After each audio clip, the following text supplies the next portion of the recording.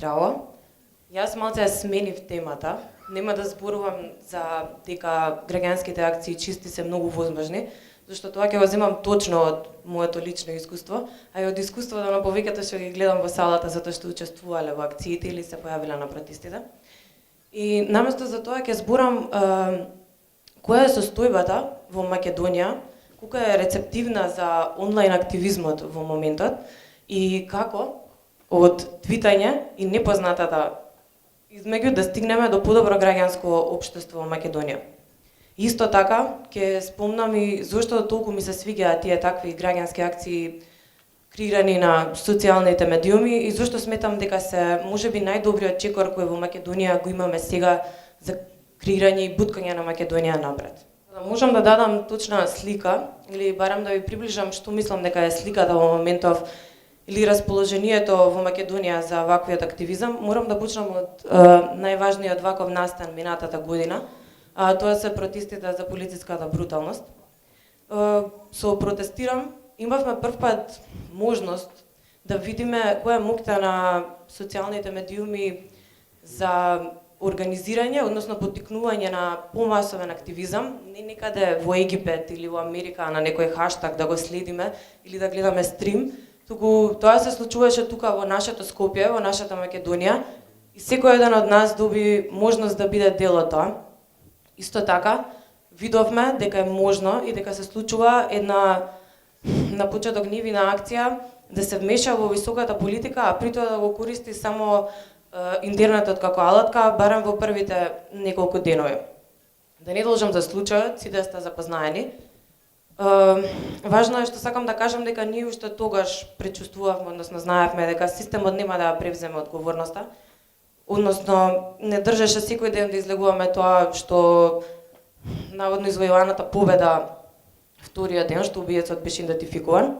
И иако не направивме ништо за да се смени лошиот систем, сепак протестирам имаше влијание во многу сфери во македонското општество.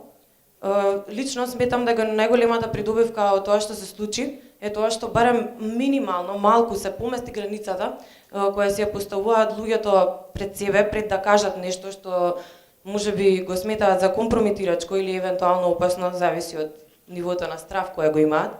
Но исто така што имавме можност да ни се демистифицира тој целиот процес на ваков тип на организирање и да бидеме директно вклучени. Јас сум сигурна, гарантирам дека секој еден што беше дел од тие максимум 5000 луѓе што се свртаа во тој цел месец, ја знае, ја чувствува моќта на граѓанската акција и знае што све може да направи. Со ова сакам да кажам дека работите сепак се тргнати во позитивна насока од тогаш, што можам да го забележам со активностите после. Граѓанството е јавна служба и ние може да го користиме за приватни цели или може да го користиме за јавното добро. И ние сме си одговорни за тоа што се случува околу нас. Да, јас многу се слагам овој цитат од една книга од Лесинг и мислам дека социјалните медиуми како такви ни даваат одлична инфраструктура за да го практикуваме ова практицирање на нашата јавна служба за јавното добро. Ова се некои од хаштаговите на акциите кои се случуваа после протестирам. Мислам дека Заврчанец ги објасни веќе, да не ги повторувам. Освен акта која се случува се уште во моментов и која најчесто се организира на Facebook, повеќето се случуваа на Twitter. Со тоа што се случува вакви акции, со тоа што бев дел од повеќе други од споделување на информации или се едно и тоа е акција, сметам дека духот на протестирам кој се појави и кој многу луѓе го сетија се уште се одржува и дека акции се случуваат. Сепак не се од таков тип, малце се различни. Зошто ми се свиѓаат таквите акции? Значи, вториот дел од мојата презентација, односно зашто сметам дека ваквите акции се одлични и ќе не придвижат напред. Затоа што бев многу лично вклучена во протестирам и не можев, се уште не можам така застана од страна и да го гледам, ама бев подалеку вклучена во ЛКМК и можев да го погледнам од страна и да ги забележам процесите што се случуваат, додека правевме таа ЛК во градскиот парк од пластични шишиња. Најдов неколку работи што лично ми се допаѓаат и зашто сум активист и зашто се вклучувам, а тоа е затоа што ваквите акции кои се организирани без хиерархија, без централно тело и без план, спонтано преку социјалните медиуми, се вклучуваат луѓе од најразлични профили, кои секој соодветно си има своја способност и природно во текот на акцијата си го наоѓа местото каде што е најпродуктивен. Например, во сала има многу што учествуваа во ЛКМК. Архитектите кои си имаат соодветна способност беа главните двигатели на акцијата, кои ја проектираа, ни кажуваа каде сега да се качуваме работи, тие што се поспремни, момците се качуваа, ги редеа чингелчињата, девојчињата повеќе помагаа околу дупчињето. Така натаму имавме и еден мастер шеф што беше цело време задолжен за готвење на ракијата, што си беше неговото место и целата акција се профункционира без некој конкретен план или акционен план што нешто и да функционира. Важно исто што го нема оној момент кога лидерската позиција се ова силна и покажува на луѓето што да прават, односно баш ако има таков план и се наоѓаат загрозени од истата. Таа се покажа дека се менува во зависност од моментот, која акција, кој дел од акцијата се случува баш во даден момент, што беше исто и со протестира.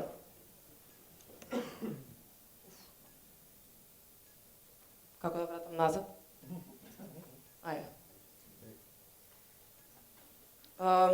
Значи, во Македонија, по моје лично мислење, што пробав да ја покажам, има расположение за ваков активизам.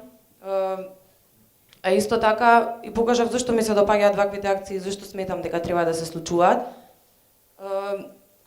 Како тие би не однеле до подобро граѓанско општество?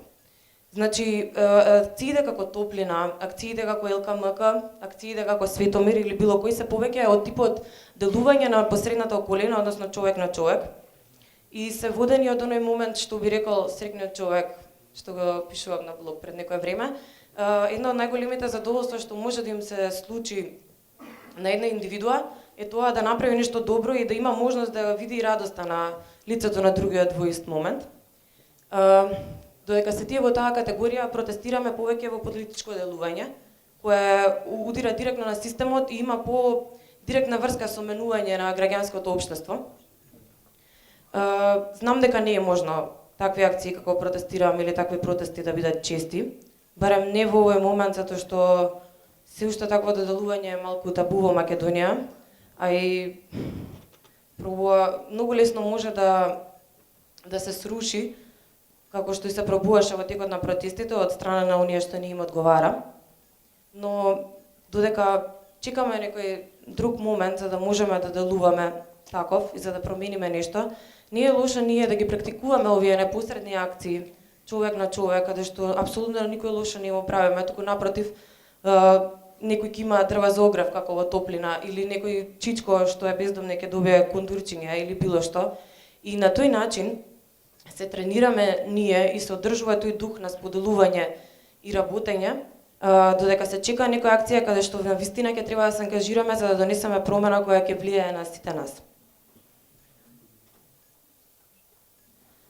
И сега, дали може да креираме подобро граѓанско општество преку социјалните медиуми со упорниот активизам, дури и преку вакви акции кои што не се директно политички поврзани и не го менуваат системот? Сега за сега имаме многу мал импакт, барем јас така мислам, затоа што законодавниот дом не е многу рецептивен на нашите барања, но мислам дека ние можеме да бидеме генерацијата која ќе смени нешто и која ќе ги исползува оваа инфраструктура, како што кажам, на социјални медиуми за граѓанско делување, затоа што многу е јасно дека не можеме да им го наметнеме ова на постарите генерации кои се затворени за некои други вредности. И мислам дека можеме да го трасираме патот за идните генерации да продолжат по тоа ние што го правиме денес. Ви благодарам.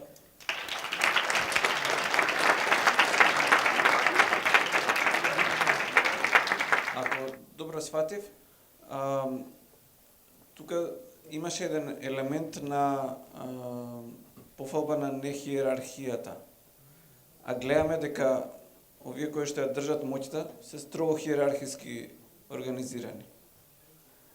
И ако може, мислам, и хиерархија е еден вид на, како да кажам, технолошко решение или не хиерархија, па нешто околу тоа, бидејќи секако има потенцијал во граѓанскиот активизам, се согласувам, но некако добив впечаток дека не хиерархијата е истакната како фактор на ефикасност.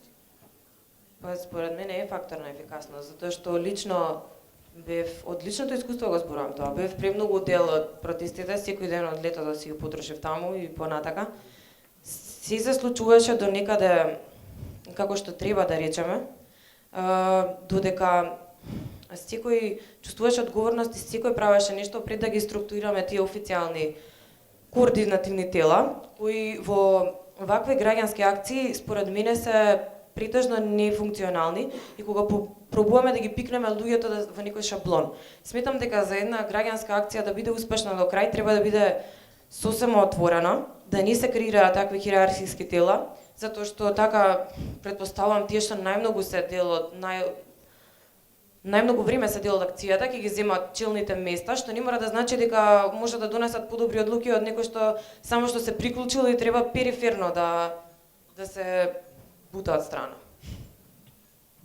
Во однос на тоа дека тие што држат моќта се хиерархиски наместени, можеби хиерархијата е потребна за да се усмирува така народите и за да се држи една власт, ама за да се смени на ваков начин нешто, мислам дека апсолутно не е потребно. Само те надополнам малце. Ја мислам дека хиерархијата као решение за активизам во поглед на ефикасност е за жал поефикасна, меѓутоа има еден голем проблем кој што следи вака, значи целата ствар е што не може една искрена идеја да делува на долгорочен план ако е строго хиерархиска. Значи мора да биде отворена, мора да има постојана дискусија, мора да има постојана интеракција помеѓу сите што учествуваат. Ако има некој лидер, ако има некој што ќе каже што ќе се прави, ќе биде многу лошо, бидејќи ќе се случи тоа што се случило со светот, целата историја ни го покажува тоа. Светот е отиден, да не кажам, ајде, добра, ќе кажам. Ќе отиден у курац зашо така делувало, зашо сме стигнале до тоа. Малце по малце се стегнати, хиерархијата се направила својата. Ама мислам и дека ова не е баш тема на дискусија за оваа конференција, пошто многу може да се збори, многу да се филозофира, али сега збориме за каква е врската меѓу онлайн и офлайн активизам. Фала.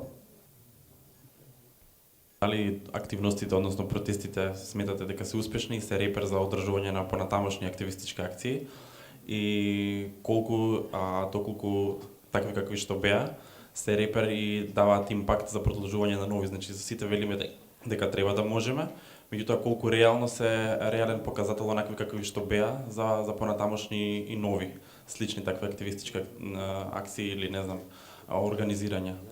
Значи оценка ваша лична, фала. Значи, како што напоменав, сметам дека таа што не беше првата цел, ние деца што се собравме да протестираме против бруталноста, да го смениме системот, не ја остваривме нели нормално.